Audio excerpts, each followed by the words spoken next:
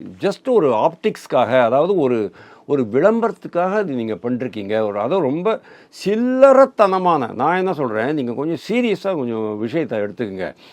தமிழ்நாட்டில் சட்டம் ஒழுங்கு பிரச்சனை ரொம்ப அதிகமாக இருக்குது. பாலியல் வன்கொடுமை அதிகமாக இருக்குது. ஜாதிய கலவரங்கள் அதிகமாக இருக்குது. ஒரு வாரம் முன்னால் தான் ஒரு பையனோட கையை 4 விரல் போயிடுச்சு.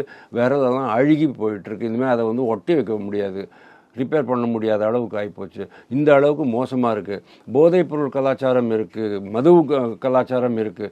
அதாவது எல்லா மக்களுக்கும் சமநீதி, சமூக நீதி படி உங்களுக்கு போதைப்பொருள் கள்ளச்சாராயம் கிடைக்கிறது.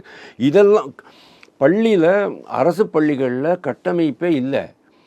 குழந்தைங்களுக்கெல்லாம் இன்றைக்கி கூட அங்கே கழிப்பறை இருக்குது, கழிப்பறை இல்லை. கழிப்பறை பை சான்ஸ் கட்டிகிட்டு இருந்தீங்கன்னா கூட உங்களுக்கு இது வந்துடுறது. அது என்னது, தண்ணி இல்லாமல் போய்ட்டுறது.